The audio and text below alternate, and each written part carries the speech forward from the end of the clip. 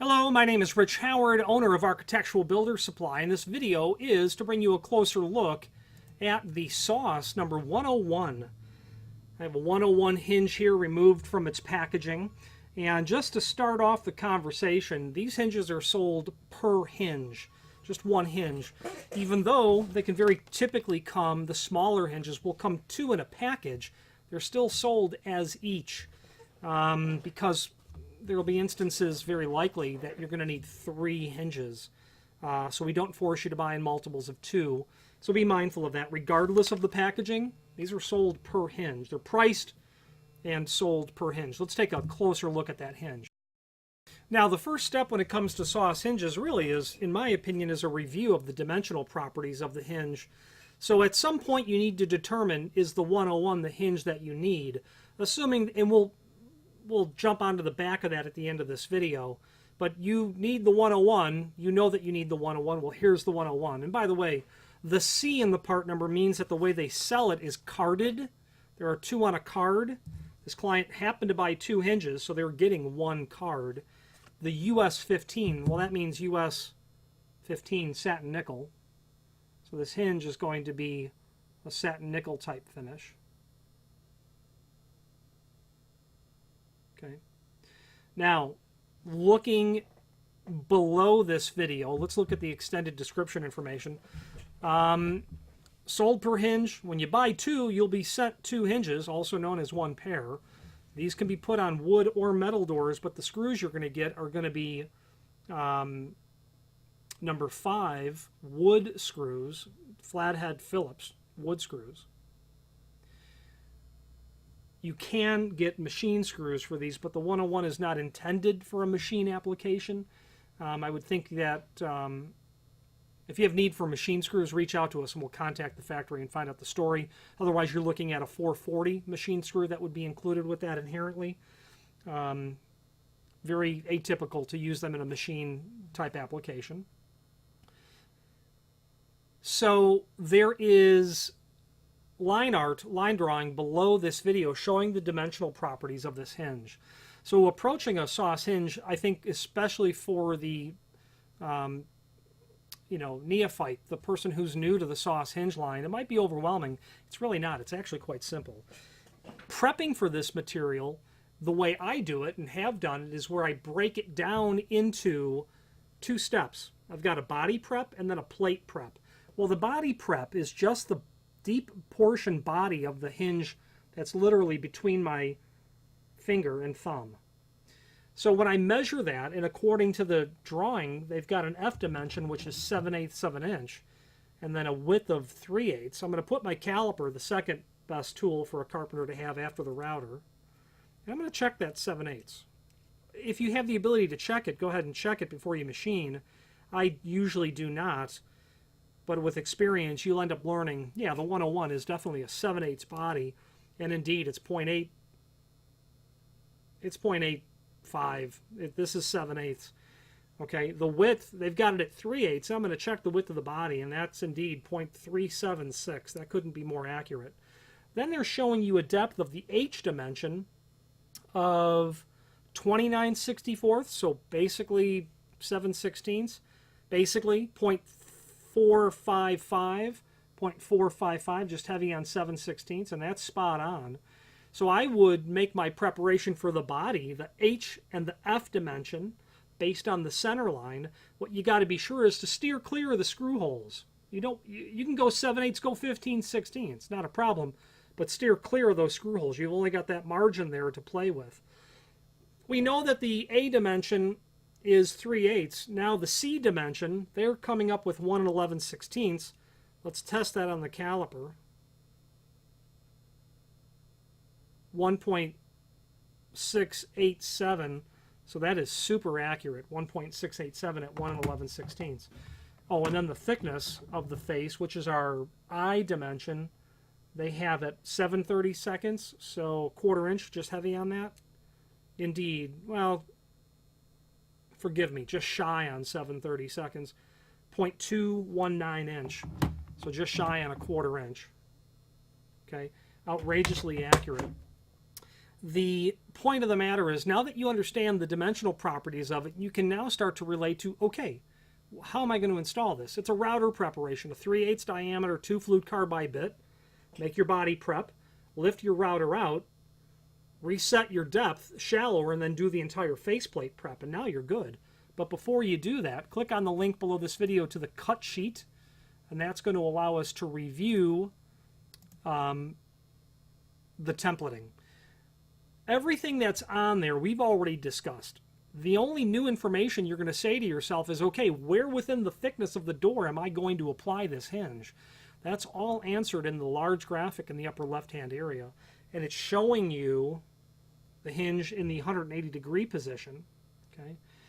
The important dimension that I'll draw your attention to is the 3/32 of an inch. If exceeded, the door may not open. Don't exceed 3/32 of an inch from the inside face of the door to the start of the preparation here. Then, if you want to cross-check all of that math, you can look at the dimension 19/64, which is from the inside here to the inside here. From that, and I like to convert everything into decimal. When it gets past 16ths or 30 seconds, I can no longer do the math easily in my head.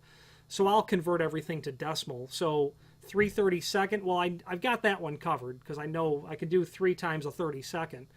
But 19/64, I might go 1 divided by 64 times 19, puts it into a dimensional property for me. Or what are we really dealing with? Just heavy on 1/8 of an inch? Anyway, put your, is that right? No. That's certainly not right. 1 divided by 64 times 19, that's going to be 0.29 inch, so just light on 5/16. Anyway, the point of the matter is, looking at the cut sheet, you know you've got 3/32 from the inside face of the door. If you wanted to take 19/64, deduct 3/32, deduct your 7/64 door clearance between the inside face of the door and the face of the jamb, and then you'll have your other dimension. You can cross-check all that to make sure that the dimensions all come into play and they are accurate before you cut things, like, you know, slip-matched, pre-finished anti-gray veneer that's $1 billion a square foot. So be mindful of just checking it all. The only decision you really have to make is where you're going to put it vertically on the door. Everything else is required at a certain dimension. Okay, and that's the entire template, and the entire Soss line follows that same logic. What are the dimensional properties of the darn hinge, and then go from there. That covers everything about this hinge in terms of it being a 101. You can certainly order the 101 in lots of different finishes. Now, there is a link below this video to the manufacturer's page within our site where you can pull up not only all of the Soss material that we sell, but a link to the manufacturer's catalog, as well as a link to the as well as a link to the manufacturer's website. There's a very handy document on that page called Usage Guide Nomograph. Well, nomograph is certainly not a word that I ever use in normal daily discourse of business. And when you look it up, it basically says a nomogram or a nomograph is an alignment chart, also known as a graphical calculating device, a two-dimensional diagram designed to allow the approximate graphical computation of a mathematical formula. Click on the Usage Guide Nomograph. What you're going to basically see there is a chart that you may never have seen at all, or not only may you have seen it in the past, but you may need to refer to it every time you try to decide what Soss hinges you're going to use. I know that I do. When it's a new application for me, I don't need to look at it when I'm dealing with typical 3070 doors that are 1 3/4. You'll notice, look to the right-hand side. You'll see a column called hinge number that's there. You've got different hinge numbers that are there. Your 101 is certainly listed there. So you've got hinge numbers. The first thing you're going to start with is, what's the thickness of the door? This is for a 1/2 inch. I'm going to skip over that, and I'm going to go right to the 1 3/4 thick door, more common for us to work with. we're dealing with a 1.75 inch thick door. Now, I then get my hinge number, 218. That's the only hinge I'm working with, is a 218. You can make a 216 fit on there, but your backset's going to be, you're going to have to accommodate for that. But if you've got an 1.75 inch thick door, the 218 is the right hinge series to use. If you have a 3-foot door that is 150 pounds, for the sake of it being relatively easy, on the left-hand side, under door width in inches and millimeter, put a mark on 36 inch or approximate to that. Then go up to 125 pound and continue that drawing across until it hits line A on your nomograph. And I'm going to use the straight edge of this packaging, 36 to 125. I'm going to come across to where I hit line A.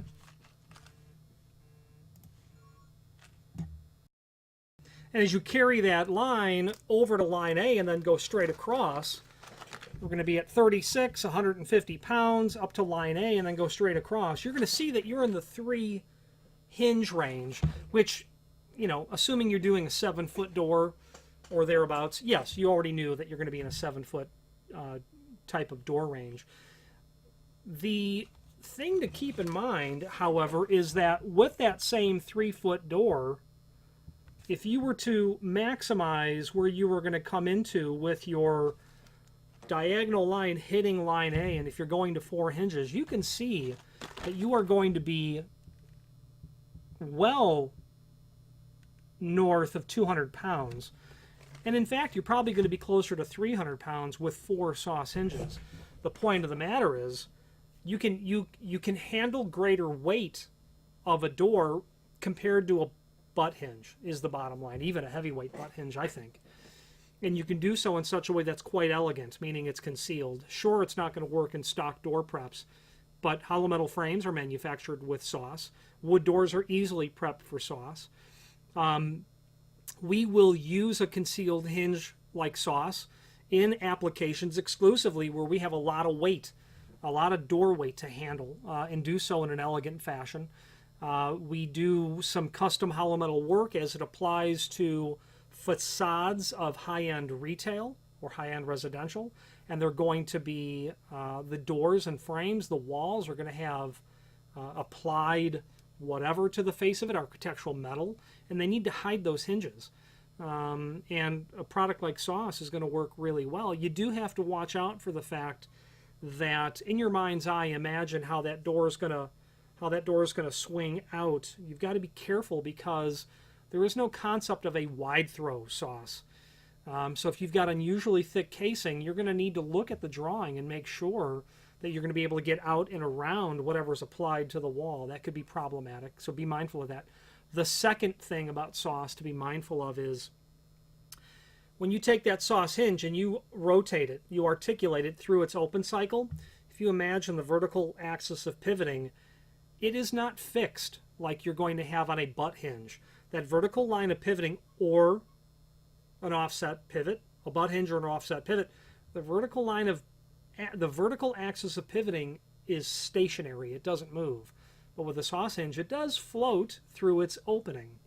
The point of that is if you are using any hardware that needs to be templated based on the vertical axis of pivoting, like a closer, like an overhead stop holder, you are going to need to get most likely, surely you're going to need to verify what templating you're going to use before you start that preparation based on a Soss hinge.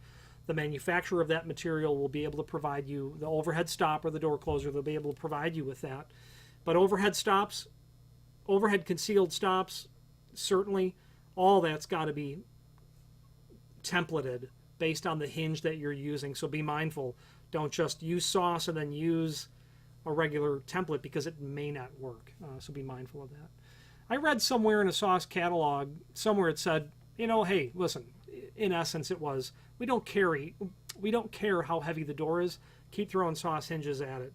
And for a nomograph to have a 500-pound rating on it, you're obviously going to need to have a pretty narrow door to have something so heavy. Looking at that graph,